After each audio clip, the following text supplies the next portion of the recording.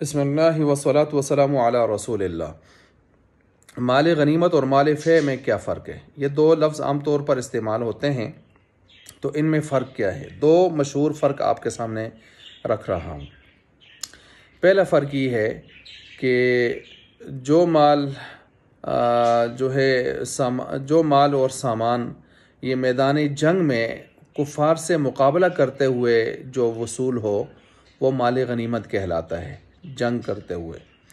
اور مال فے کون سا ہے؟ جو ساز و سامان مسلمانوں کے لشکر سے یعنی مرعوب ہو کر، مغلوب ہو کر، ابھی جنگ یعنی لڑائی نہیں ہوئی، لڑائی کے بغیر کفار چھوڑ کر بھاگ جائیں تو وہ مال فے کہلاتا ہے۔ اس کو آپ یوں بھی کہہ سکتے ہیں کہ جنگ کی صورت بھی اگر پیش آئی ہے، لیکن جنگ کی صورت میں کفار کی جو زمینیں ہیں وہ اگر مسلمانوں کے قبضے میں آئی ہیں اور پھر یہ زمینیں کفار ہی کے قبضے میں مسلمانوں کے امیر نے چھوڑ کر ان پر جزیہ اور خراج عائد کر دیا، اور یہ آمدنی جو اس زمین سے حاصل ہوگی یہ بھی مال فے کے حکم میں ہوگی۔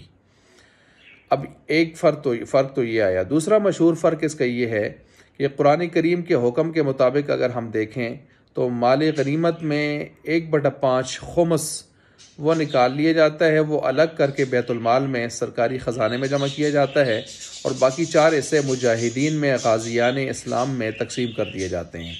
جبکہ مال فے جو ہوتا ہے اس میں چونکہ مجاہدین کی زیادہ تگ و دو تو نہیں ہوتی، نہ جنگ ہوتی ہے عام طور پر، تو یا وہ دوسری صورت جو بھی، تو اس میں پھر یہ ہے کہ وہ سارا کا سارا مال جو ہے بیت المال میں جمع کر دیا جاتا ہے۔ بیت المال میں اس کے پھر اپنے اصول و ضوابط ہیں جن کے مطابق اس کو صرف کیا جاتا ہے۔ اور یاد رکھیں بیت المال کا جو مال ہے وہ بھی تو مسلمانوں کا، عوام کا اجتماعی مال ہوتا ہے، اور انہی کے مفاد میں وقتاً فوقتاً بحسب ضرورت، بحسب مصالح اس کو خرچ کیا جاتا ہے۔